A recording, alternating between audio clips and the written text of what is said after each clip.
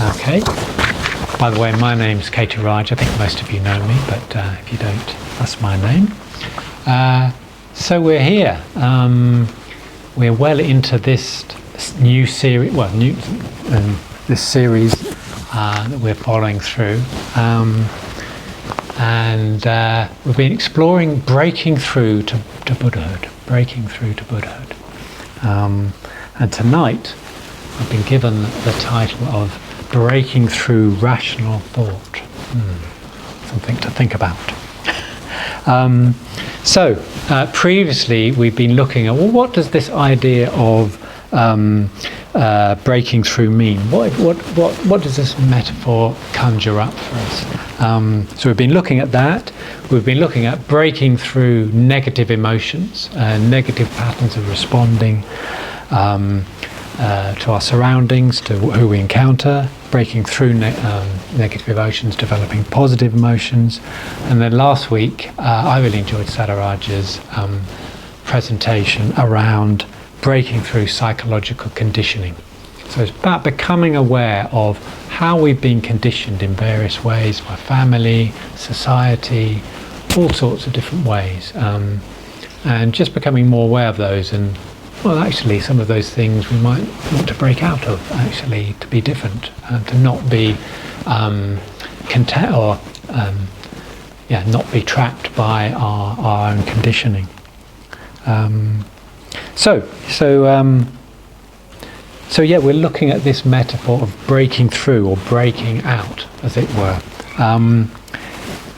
Now, in Buddhism, you get quite a lot of different kind of metaphors or images, as it were, of what Buddhism is about. There's the metaphor of the path. We're sort of travelling along a path of unfoldment. Then there's the image of the lotus like a bud opening up. And there are other growth metaphors as well. So all these different sort of metaphors, all these different sort of images, each of them has a different a different quality, really. They all have a descriptive and evocative power, in my experience. And at different times, they all help. And maybe I was thinking it's probably best not to just solely take one of these metaphors too strongly. They're all really helpful. Yeah. So what does breaking through? What does this idea of breaking through bring out? What does it emphasise? So just to remind us. Well, for me, it highlights the need that to grow, to develop spiritually, often needs energy. It needs a bit of effort, even drive. It needs energy to leave behind unhelpful habits, unhelpful ways of being. Yeah. Leaving behind harmful patterns that don't help us and don't help other people. Yeah. So I think it's also this metaphor of breaking out communicates that sometimes we can feel a bit trapped. Yeah, we can feel a bit trapped in our own sort of view of ourself, our own self-view, our own limited perspective. Sometimes we feel, well, I don't know about you, but I feel rather limited, and I feel I want to look at things in a new way or break out of a particular way of being. That there's more than just my own perspective at this moment. So I think breaking out communicates something of this sort of sense of where sometimes we feel a bit trapped. Yeah. But actually, we're much more than we think we are. Yeah. It communicates that there's more to us than we think. Yeah. And there's a world outside that we haven't fully explored. Yeah. It also, for me, this breaking out communicates something about that sometimes we really need to galvanise ourselves to really energise and really break out. There's a lovely line in a poem by T.S. Eliot where he talks about forcing the moment to its crisis. I might come back to this poem later. I'll read, there's a couple of lines of this poem. He's rather wittily exploring this. He says, "Should I, after tea and cakes and ices, have the strength to force the moment to its crisis?" So he's playing around with the sort of, maybe the mundane world of cakes and ices. He's exploring, well, actually, I could be more. I can break out of this more mundane world. So sometimes we need to apply some force, some energetic application in order to escape our limitations, to overcome inertia, to overcome ingrained habits. Yeah. So the other thing that this breaking out metaphor conjures up is the image of an egg. So I've got an egg here, just to illustrate. So Sataraja drew me this egg here. This week's not going to be quite up to the standard of last week and Sataraja's illustrious images, but I got some help here. So the image of an egg. I don't know if you know, but if you look out the back, just here in the garden, in the courtyard, amongst the fig leaves and bushes over there, there's a pigeon that's nesting there. It's been nesting for the last week or so. So every time we look out, the pigeon's sitting on the egg. So they must be nearly ready to hatch, I think.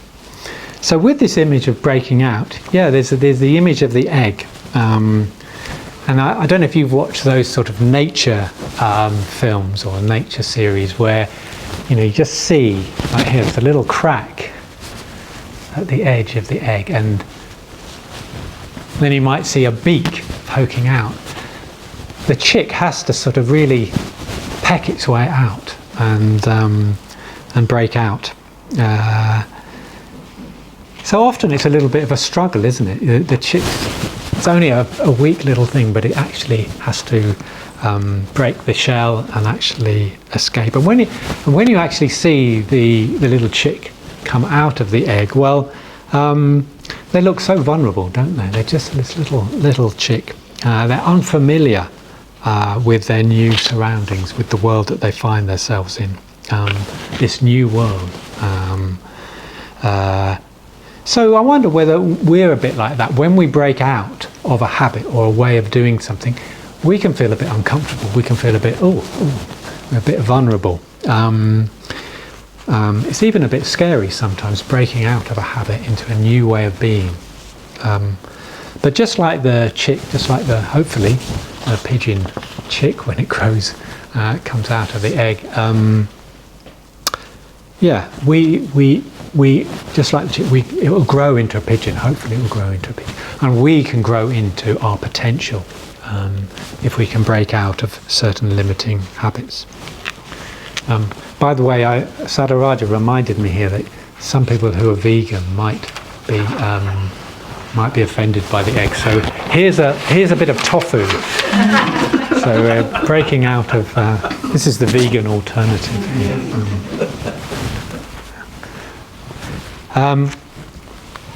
So coming back, being a bit more serious, talking about breaking out. Well, it's really important if we're talking about breaking out that we're not just aware of where we are and where we have to get out, but we have some sort of vision, some sort of idea of freedom, of breaking out into a new realm, as it were. And well, in the context here, it's breaking through to Buddhahood. This is what this series is about. It's breaking through to awakening, breaking through to a new way of being. Yeah, breaking through to a new and a more expansive consciousness, a different way of being. So I think having some idea, and for each of that's going to be a little bit different. What really catches our imagination or really inspires or ignites us. But having that kind of vision is really important. And for me, there's a sense of when I have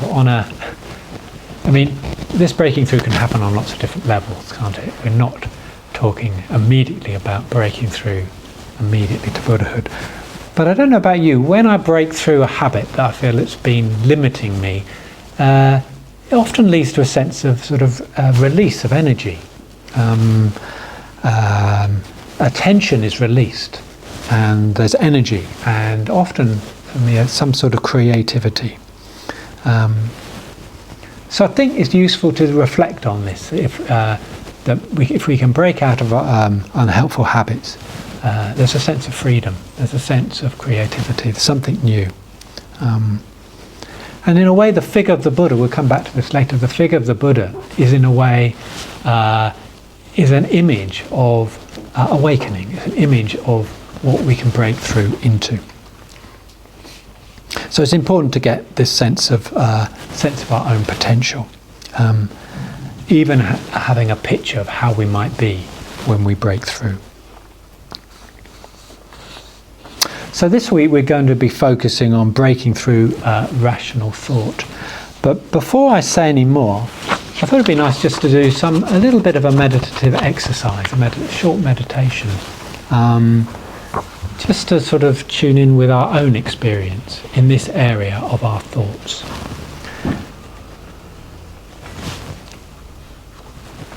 I don't know how or whether you tuned into that sort of exploration of the different kind of thoughts that come into our awareness, that pass into our mind and pass out.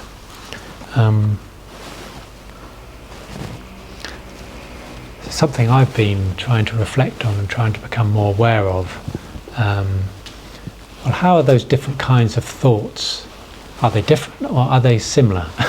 The kind of thought that might, as I say, be just going through my mind like a phrase I've heard earlier in the day, or like a line from a song, or whether it's what's going through my mind is the expression of a view that I have about the world, about myself, about other people.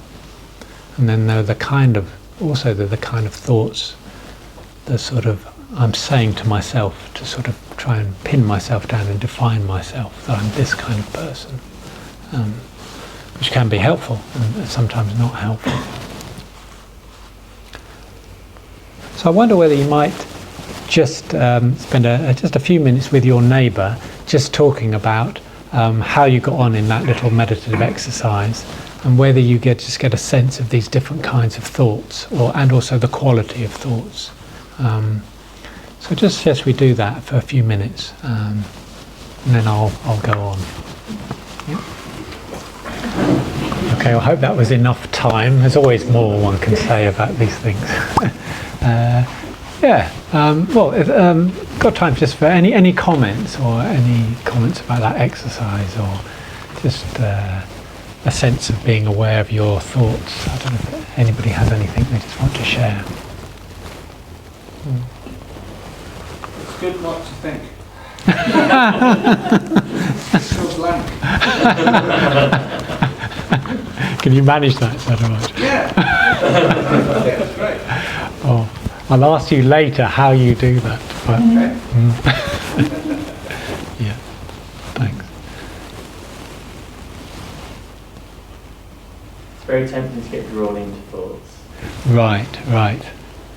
So they sort of, what's the word? Oh, I've forgotten, they kind of captivate you or something. Yeah, they draw you in, don't they? Yeah. Yeah, sorry. Yeah. I did notice during the meditation you asked us to look for thoughts, and that kind of played havoc with my mind. Yes. Now I'm looking for them. But as soon as we stopped and you started talking again, I was aware of them intruding themselves. All the sorts of different ones you've spoken about. Actually, it's like, oh yeah, that's. Well, it is a strange thing is when you ask something and they disappear. Well, they're really difficult to grasp hold of, aren't they? You know, we think of the thought, and people think about that. They're really difficult to actually grasp. They're elusive things, aren't they? And yet they're also quite insistent, and they keep coming, as it were. Well, I think because you've got us sort of sensitive to them. You know, I couldn't find them when we were looking for them. As soon as actually I wasn't looking for them, oh yeah, They pop up.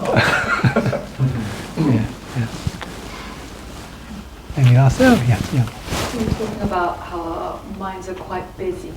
And I was thinking about how in those moments when you kind of pull back from it and you really see how busy it is, you're not sort of in it, you're kind of watching it. Yes. There's both a little bit of humour in it, like, wow, that's what's happening. Right. And then also a little bit of compassion, like, wow, that's what you're living with. That's what you're coping with. Like, God, that's a lot. Yeah. That's really interesting, isn't it? But that ability to step back, to sort of, it's going on, but you can actually step back from it. That's a kind of awareness, isn't it? Which, a lot can happen when you have that kind of awareness. Yeah. We might come back to that a little bit later.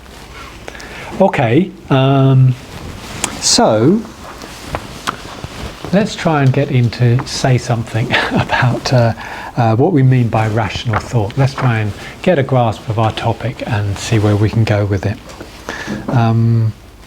So as with all of these things, it's always good to look at the dictionary a bit, at least initially. So rational thought is we're told is mental processes. Mental processes using logic, reason, and evidence to form judgments, decisions. As it were, they're contrasted rather than rely on emotions and intuition. We'll come back to emotions and intuition. I actually think they can't be totally separated. All these overlap. But we get an idea from that. So rational thought involves a critical examination of information, facts if you like. It also involves considering different alternative perspectives. Rational thoughts involved in problem solving, weighing up options for decision making, that sort of thing.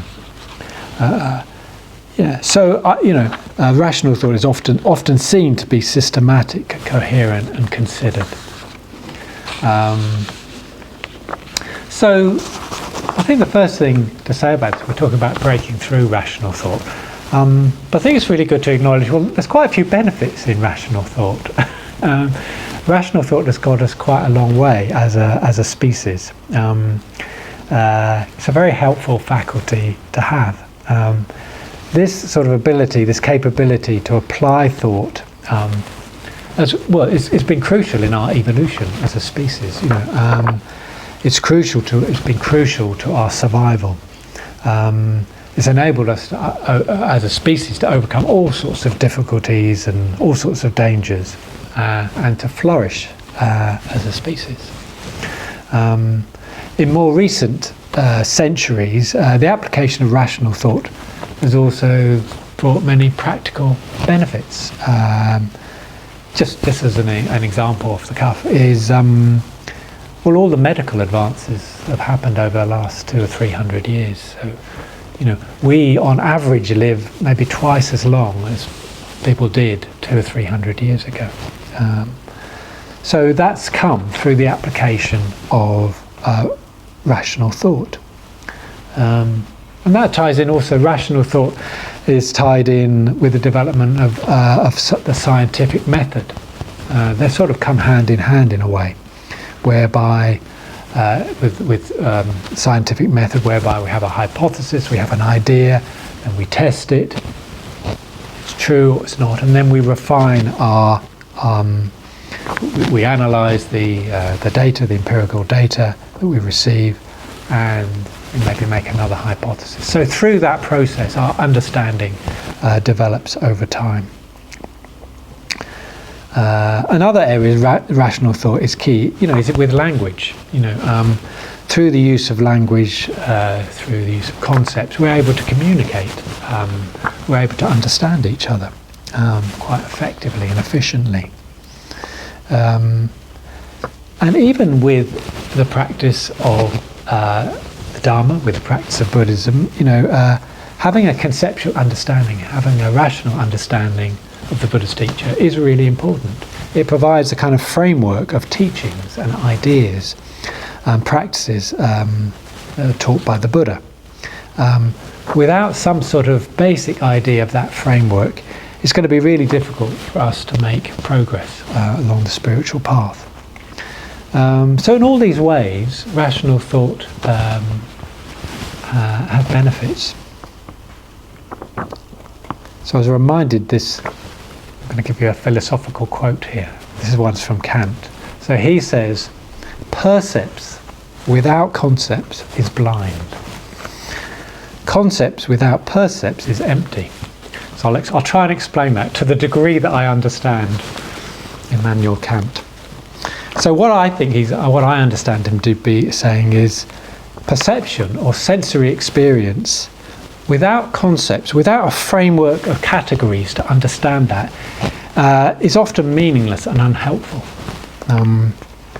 However, concepts and ideas alienated from direct experience is empty. That again is not helpful. And I'd even go so far as to say it can be dangerous, that particularly when we relate to concepts as experience itself. Yeah.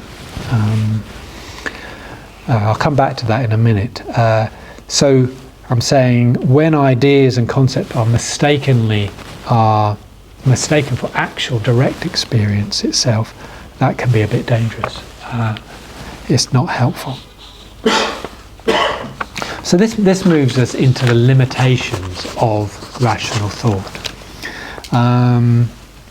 So as we've said, rational thought makes use of concepts, but these ideas, these words, concepts, they can never pin down, they can never actually capture our experience. It takes a bit of thinking to actually really acknowledge that. And often in society, that mistake is made, that concepts, ideas are actual experience. But they can never pin down, our experience can never be pinned down.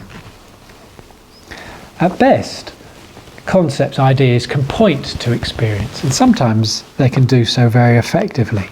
I was thinking the best sort of literary criticism can actually help us to look at a book or a poem, a novel, in a new way, in a new enriching way.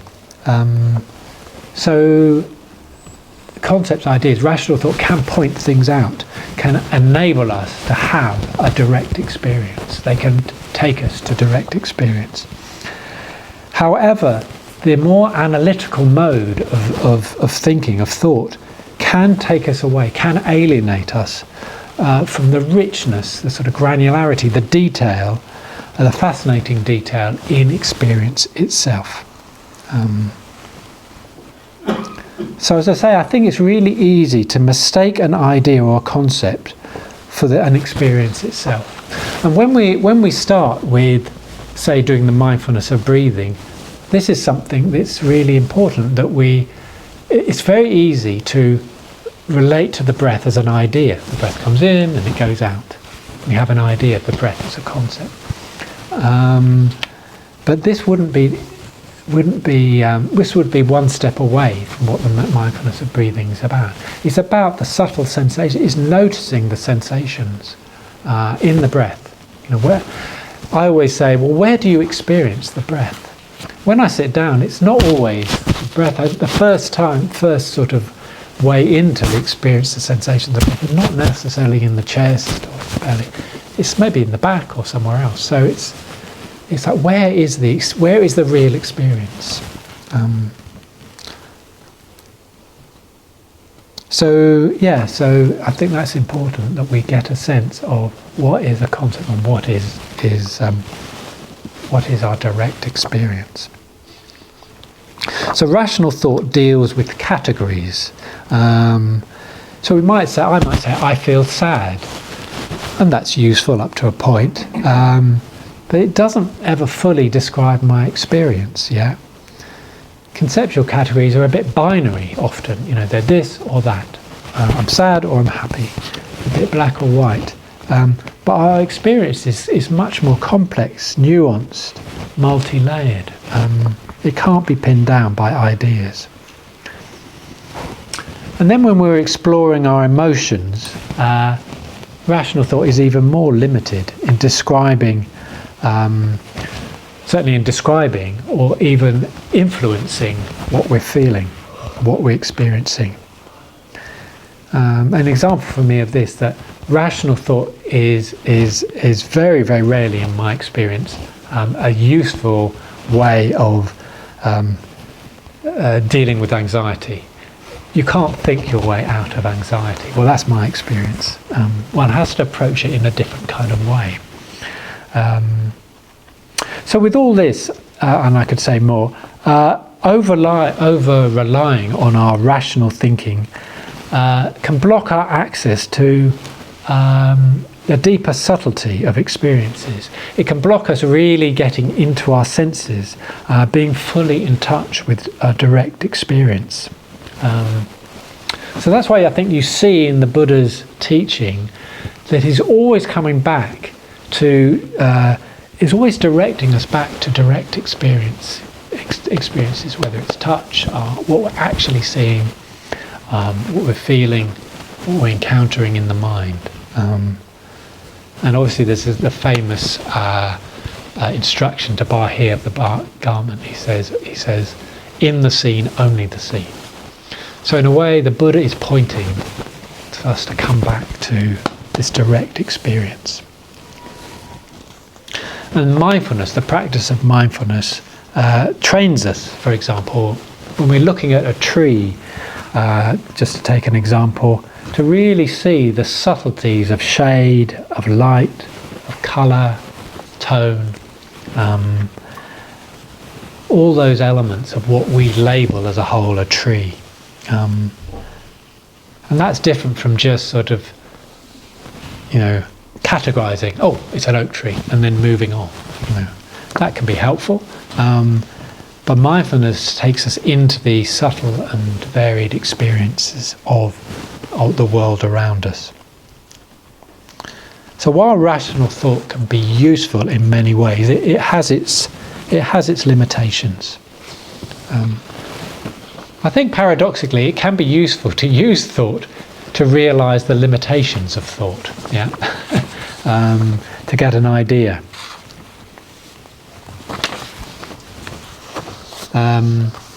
So importantly, Buddhism, we're talking about breaking through rational thought, but Buddhism doesn't reject rational thought outright. And Sangharakshita, our teacher, particularly emphasised the importance of clear thinking.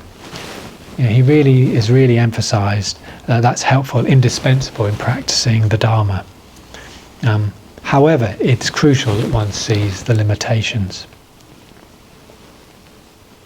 So breaking through rational thought is partly about getting clear what context it's useful in, and when it's not, it's inadequate to really carry meaning and significance. It doesn't really carry that kind of weight. So an example here is, I was thinking about this as my dad, still with us, but he was an electrical engineer. So he's very good at practical application of thought. So when the TV broke down at home, he was very good. Used to take quite a while, but he used to get the TV fixed. He'd find a way of fixing the TV. In one, usually wires hanging out the TV, going to a little circuit board somewhere. But he was very good at that. However, he was a bit wedded to this kind of discourse. So when I asked him why he got so much out of being in a choral society, which he clearly did, he always came back on a Monday evening when he'd been singing. Always looked very happy and bright. So when I asked him, well, why is it? Why do you enjoy that?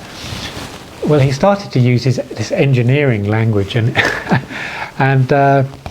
anyway, it didn't really describe what I was seeing on his face. It was inadequate. That language was inadequate to convey his obvious love of singing like Handel's Messiah or one of those other oratorios. So in modern society, rational thought I think, is often overvalued. Yeah. In education, for example, I think it's overvalued sometimes. And the consequence that we can get into that phrase, we can get stuck in our heads, as it were. We can get a bit alienated from our experience. Often we're not really schooled so much in attending to and conveying our emotional experience with any degree of subtlety. So, more than this, from a spiritual point of view, there are limitations in rational thought. The Buddha said that enlightenment, awakening, we are told is attaka, the word attaka. And attaka means rational thought, or thought. So attaka means beyond rational thought. The Buddha said that the awakened, enlightened experience cannot be encompassed by rational thought. Yeah. So awakening is not within the scope of our usual rational mind. It's beyond that. Yeah, it's beyond rational thought. So maybe a clarification here. We're not saying that the goal of the spiritual life is achieved through irrational thought. Yeah. So it's not, the instruction isn't to go out and just be irrational. And in a way, I was thinking irrational thought in a way is a kind of a reaction to rational thought. It's more on the same level, as it were. In some ways, I think it's born of when our thought isn't aligned with our desires. Well, then we can just change the thought to try and fit our desires, and that's when our thought becomes a bit irrational. So, yeah, it's not about being irrational, but I would say there's something about moving beyond rational thought. It does mean opening up to what we might call the non-rational. Yeah. So here, well, the Buddha said that the mind, consciousness, has a breadth and a depth to it that we're only dimly aware of. The rational mind is only a small part of our consciousness. Yeah. So I'm going to do a little diagram to illustrate this. So we move on from the tofu. And the analogy here is, imagine we're in the countryside and we're happy to explore this particular small field, maybe it's even the paddock, of rational thought.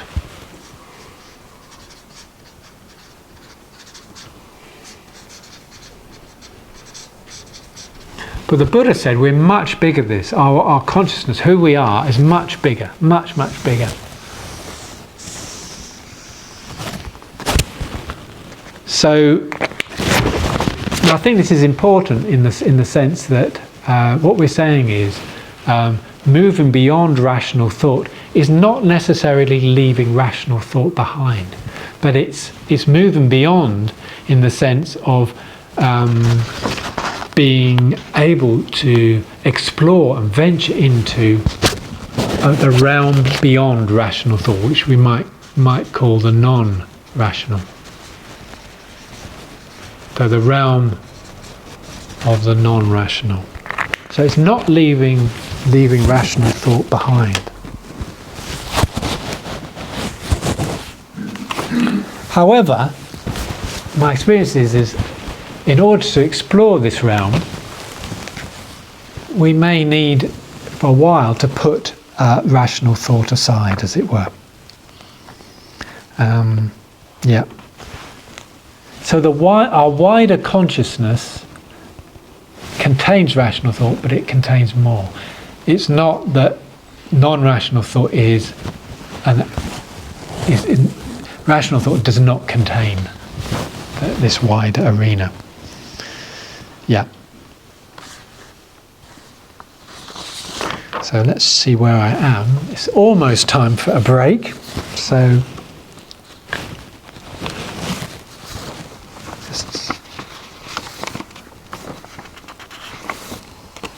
Okay, I think I might leave it there because it's I think it's time for. So I'll leave it till after the break, and then we'll explore. Well, how do we access this non-rational realm? How do we venture into this realm beyond rational thought? So I'll leave it there, and we'll come back after the tea break. So I'm just going to say a little bit more. I'm going to say a little bit more, and then we're going to go into groups. So I'm just going to say a little bit more. So in a way, we've been talking about the limitations of rational thought. And I've just begun to say, well, there's more to our experience. We're governed, we're living, often unaware, in a larger realm, as it were, the non-rational. Yeah. So, how can we access this non-rational mind? Yeah.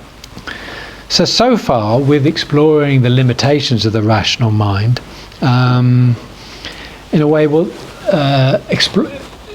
reflecting in this way helps us can help us to let go of our attachment to the rational mind. Yeah. So in a way, there's a letting go element. In terms of breaking through rational thought, there's a letting go element. There's a seeing that the rational mind is trying to pin us down, is trying to fix ourselves and trying to trap ourselves that we're this kind of person. Part of moving beyond the rational mind is letting go of this the mind that fixed labels and packages us, as it were, that we're controlled and sorted. So through mindfulness, through reflection, we can begin to see how we identify with our thoughts, how we tend to buy into the story of our thoughts that we habitually tell ourselves. So we can with practice, we can begin to stand back a little bit, as we were talking about earlier, and sort of look at our thoughts, as it were, see our thoughts from the outside, as it were. So all this enables us to hold our thoughts a bit more provisional, a little bit more lightly.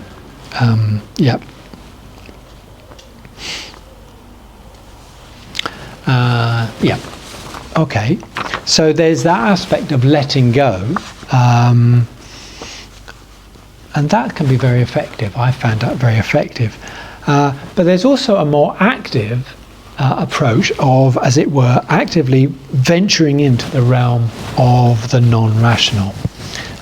So what does that mean? Well, I think for a start it means attending to the non-rational aspects of our experience. So as an example, taking note of our intuitions, our dreams, and our imagination. So the realm of the non-rational is the realm of the imagination, is the realm of our intuitions.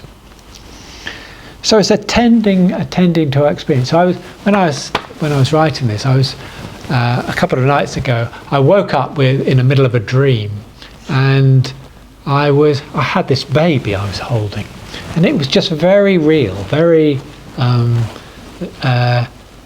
Yes, it was just very real. I could almost feel the warmth of the child and the playfulness of the child, and it was as though it was there in my arms. I think attending to dreams can be an interesting way of entering into this non-rational mode. It was lovely and delightful. But there's something I think it's useful to both ask the question, when we're in this realm of the non-rational, it may be to ask the question, to attend, but in a way we're not trying to pin down what that means. So, I could say I've been left holding the baby. That's one interpretation. You can explore what your dreams mean in a way. I say the exploration is more interesting than coming up with an answer. So here we're talking about the realm of the imagination. We're also talking about the realm of myth, of symbols, stories, poetry and music. So it's about taking seriously our emotional responses to these aspects of our experience.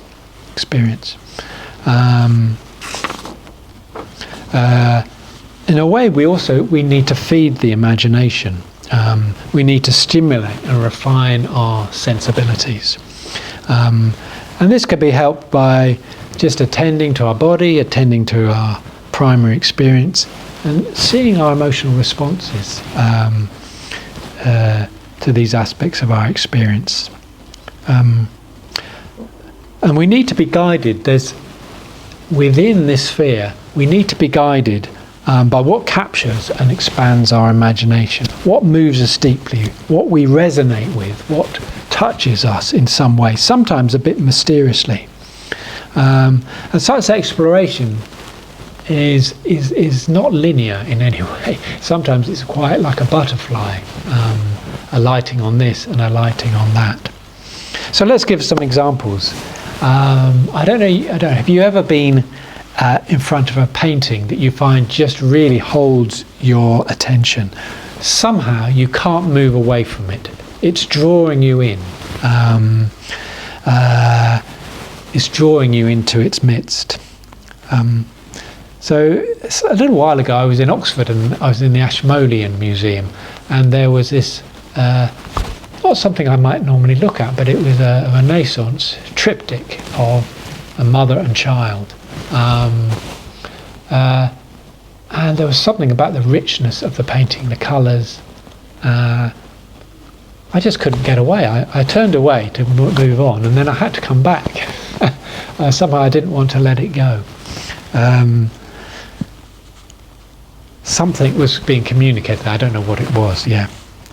So that's one kind of experience. I mean, also, have you ever read a poem that you feel really somehow speaks to you? It's almost like sometimes you read a poem and it's as though it's been written for you. That in that moment it speaks directly to you, personally to you. It conjures up images that captivate you, and somehow you connect with that experience. Yeah, that's happened to me. Yeah. Or it may be a film. You might watch a film or a play, and the story really grips you, and you strangely resonate with the characters in the play or film. You identify with them. You're inexplicably moved by their plight. So these are the kind of experiences, sometimes with music as well. You're drawn in, and yeah. So these are the kind of experiences that can lead us into the non-rational realm. They can allow us to start a dialogue with parts of ourselves that maybe we're not usually in contact with, and draw those into more conscious awareness. So the experiences I've described so far are more where you're in that receptive mode, taking something in. But there's also the aspect that you can actively engage with the non-rational through things like making music, or drawing, painting, writing poetry. Being active can also draw you into this realm. Yeah. I know on solitary, I try and take particular note of my dreams, so I try and pay attention to them. I write them down. When I wake up, I write them down. And usually by committing to doing that, I have more dreams and they speak to me more. I get in more dialogue with them in some way. Yeah. So just beginning to just sort of describe how one might engage, how one might be drawn into this non-rational realm. And of course within Buddhism there's a rich array of images, myths, symbols, mantras that carry us into the non-rational realm, carry us into the archetypal realm. Sangharakshita has called this the realm of undefined meanings. Yes, it's the implicit rather than the explicit. And we have images.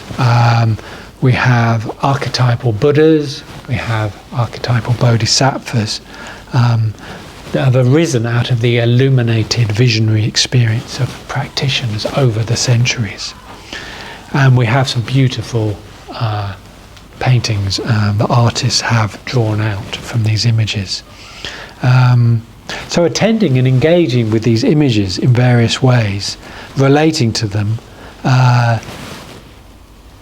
well, if we can relate to them as gateways to the beyond, gateways even if you like to the transcendental, we can open up to something beyond ourselves, beyond our normal rational experience. Yeah.